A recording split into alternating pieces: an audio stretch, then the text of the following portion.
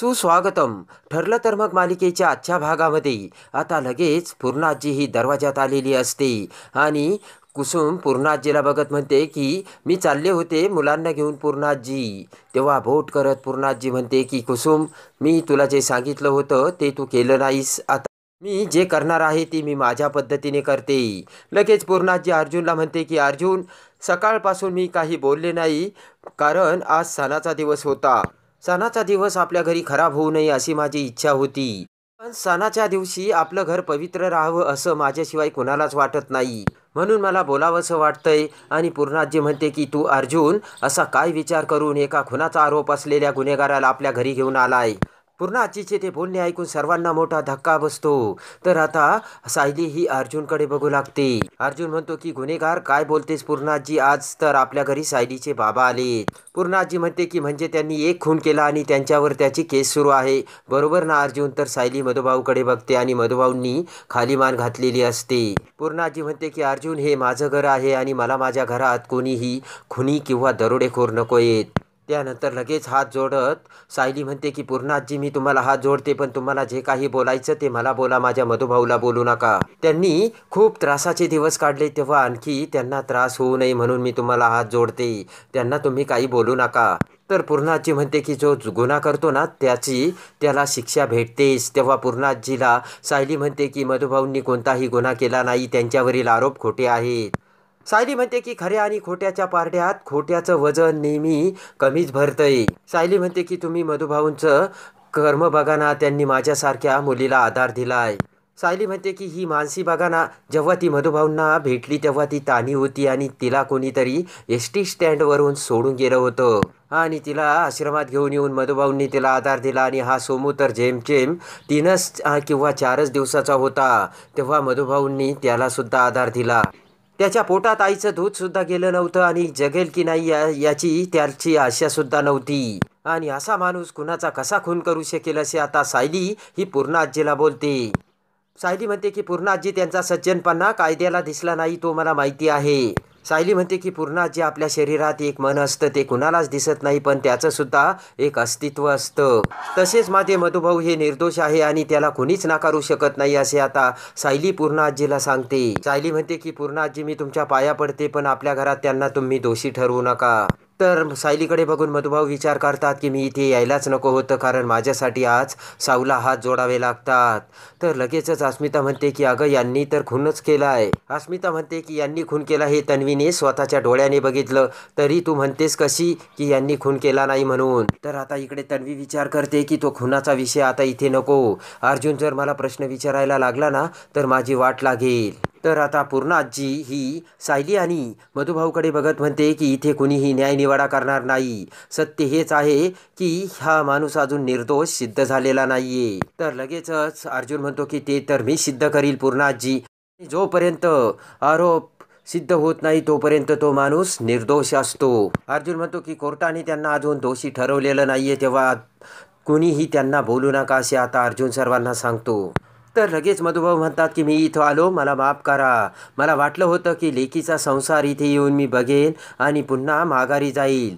जिथे नशिबाने माझे वाट लिहून ठेवली तिथे माझ्यावर खुनाचा आरोप आहे हे मला माहीत आहे, तरी इथे येण्याचा मोह मला नाही आवरता आला असे आता मधुभाऊ सर्वांना सांगतात. कुसुम लगेचच म्हणते की मधुभाऊ, आता आपण निघायला हवं. तर मधुभाऊ जाऊ लागतात तेव्हा अर्जुन म्हणतो की 1 मिनिट, कोणी कुठेही जाणार नाही.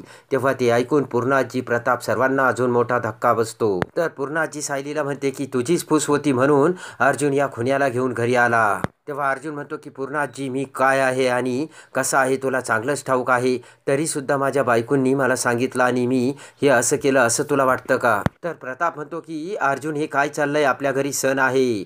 तेव्हा लगेच अर्जुन म्हणतो की आपण सणच साजरा करत होतो डॅड, पण पूर्णाजीने सुरुवात केली तेव्हा आता मला बोलू द्या. समोर येत बोट करत अर्जुन म्हणतो की आज माझ्या आणि पूर्णाजीमध्ये कोणीही बोलणार नाही आणि म्हणतो की सांग ना पूर्णाजी. अर्जुन म्हणतो की तुला नक्की एक्झॅक्टली कोणता आणि कशाचा त्रास होतोय. माझ्या बायकोच्या आनंदासाठी मी त्यांच्या फॅमिलीला घरी आणलं याचा तुला त्रास होतोय का, का माझ्या बायकोच्या चेहऱ्यावर स्माईल आलं याचा तुला त्रास होतोय. सायलीच्या आनंदात जर तू आनंद मानला असतात आणि मधुभाऊ जर इथे आले याचा तुला त्रास झालाच नसता पूर्णाजी. अर्जुन म्हणतो की तू हे सुद्धा बघितलं नसतं की त्यांच्यावर खुनाचा आरोप आहे आणि ते किती लोकांची मदत करतात हे देखील तू बघितलं नसतं. अन्नपूर्णा ट्रस्टमधून तू किती तरी लोकांची मदत करते ना, तेच मधुभाऊ सुद्धा करतात. अन्नपूर्णा ट्रस्टमध्ये तू जे करते तेच मधुभाऊ करतात. मग मधुभाऊ तुझ्यापेक्षा वेगळे कसे, असा प्रश्न आता अर्जुन हा पूर्णाजीला करतो. तर लगेच पूर्णाजी म्हणते की त्यांची बरोबरी तू माझ्याशी करतोस का अर्जुन? तर अर्जुन म्हणतो की नाही, मी माझ्या आजीची आणि सासऱ्याची तुलना करतोय. अर्जुन म्हणतो की ही दिवाळी जशी मी माझ्या आजीबरोबर तशी मधुभाऊ सोबत सुद्धा साजरी करतोय. मग तुला एवढा प्रॉब्लेम काय येतोय, असे आता प्रश्न अर्जुन पूर्णाजीला करतो. तेव्हा मधुभाऊ म्हणतात की जावई बापू राहू द्या, माझ्या नात्यामुळे तुमच्या नात्यामध्ये कडवटपणा नकोय. अर्जुन म्हणतो की मी पूर्णाजीचा कधीच डिसरिस्पेक्ट करणार नाही, पण या घरात जर चुकीचं घडत असेल तर ते सुद्धा मी सहन करणार नाही. पूर्णाजी म्हणते की माझा अनादर करत नाहीस, असं म्हणत तो तोंडाला वाटेल ते बोलत सुटलाय अर्जुन. पूर्णाजी म्हणते की तुझ्या शब्दाप्रमाणे कुठल्याही निराधार माणसाला घरात आणलं तर त्याचं मी स्वागतच करील. मी तुझ्या बायकोला आणि त्यांच्यासोबत आनंद साजरा करायला नाही म्हणत नाही, पण तू एवढं बघ अर्जुन, त्यांच्यातला कुणी गुन्हेगार नसेल आणि खुनीही नसेल, असे आता पूर्णाजी मधुभाऊकडे बघून बोलते. अर्जुन म्हणतो खुनी खुनी असा शब्द तू तुझ्या तोंडून कसा बोलू शकतेस पूर्णाजी? ज्या माणसाला तू खुनी म्हणतेस ना, त्या माणसाची केस मी लढतोय पूर्णाजी, आणि खरं काय आहे ते मी कोर्टातच समोर आणीलच. तेव्हा पूर्णाजी म्हणते की मग तुझ्या आयुष्यात येण्याचा या लोकांचा हेतू तर सफलच होईल अर्जुन, कारण आजही यांच्या येण्याचा हेतू मला खटकतोय अर्जुन, असे पूर्णाजी अर्जुनला बोलते. पूर्णाजी मला अर्जुन म्हणतो हे तर माझ्या लक्षातच नाही आलं, आणि लगेच त्या सोमू आणि मानसीपाशी येत म्हणतो की या लहान मुलांचा आपल्या घरी येण्याचा काय हेतू असेल पूर्णाजी, हे तूच मला सांग आता. अर्जुन म्हणतो की मी यांच्यासाठी कपडे आणले, फटाके आणले, आणि हे सुद्धा तू तुझ्या ट्रस्टमध्ये करते ना पूर्णाजी. लगेच अर्जुन प्रतापकडे येत म्हणतो की डॅड, या वर्षीचं अन्नपूर्णा ट्रस्टचं मुलांच्या दिवाळीसाठी काय बजेट आहे? तर प्रताप म्हणतो की 5 लाख. तेव्हा अर्जुन म्हणतो की फंटॅस्टिक, एवढं बजेट बघून मला पूर्णाजी तुझा आदर आणि आनंद वाटला. तेव्हा मी ज्या मुलांना गिफ्ट दिलंय त्यांचा हेतू वाईट कसा असेल पूर्णाजी, असे आता अर्जुन पूर्णाजीला सांगतो. आणि पूर्णाजी जे करते तेच आज अर्जुनने केल्याचे आता अर्जुनने पूर्णाजी समोर आणलेले असते. त्यानंतर मधुभाऊ समोर येत अर्जुन म्हणतो की मधुभाऊची काय हेतू असेल? त्यांना आपली इस्टेट हवी आहे का? नाही पूर्णाजी, मधुभाऊ आपल्यापेक्षा श्रीमंत आहेत. ते ऐकून अस्मिता म्हणते की अर्जुन, आता वाद घालण्यासाठी तू खोटं बोलणार आहे का? अर्जुन म्हणतो की अस्मिताई, मी खोटं नाही बोलत. अर्जुन म्हणतो की मधुभाऊची श्रीमंती अजून पूर्णाजीला कळली नाहीत, मग तुला कशी कळेल अस्मिताई? हसतच पूर्णाजी म्हणते की मला काय कळत नाही, हे आता मला माझ्या नातवाकडून कळून घेण्याची वेळ आली.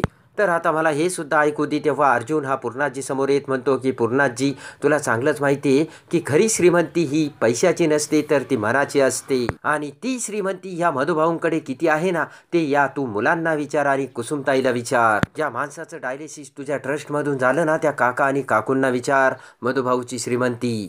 अर्जुन म्हणतो की जो माणूस खिशात पैसे नसताना सगळ्यांसाठी आश्रम चालू शकतो, तो इथे कुठल्या तरी वाईट हेतूने कसा येईल, असा प्रश्न आता अर्जुन हा पूर्णाजीला करतो. तुला हेतूबद्दल डाऊटच घ्यायचा ना पूर्णाजी, मग ज्यांनी ज्यांनी मधुभाऊंवर खुनाचा आरोप केला ना, त्यांच्या हेतूबद्दल तू डाऊट घे. तर आता घाबरतच तन्वी म्हणते की जाऊ दे ना अर्जुन, पूर्णाजीचा चेहरा बघ, तिला किती त्रास होतोय.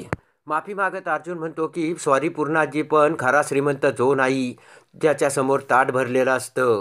तर अर्जुन म्हणतो की खरा श्रीमंत तोच असतो ज्याच्या ताटात 2च घास असतात, पण त्यातील एक घास तो दुसऱ्याला देतो, आणि ती श्रीमंती मधुभाऊकडे आहे पूर्णाजी, आणि म्हणूनच मी ठरवलंय की हा माणूस आयुष्यभर जेलमध्ये राहणार नाही. अर्जुन म्हणतो की खरे सत्य काय आहे ते मी सर्वांच्या समोर आणणारच, आणि कोणी केले हे सुद्धा मी समोर आणणार.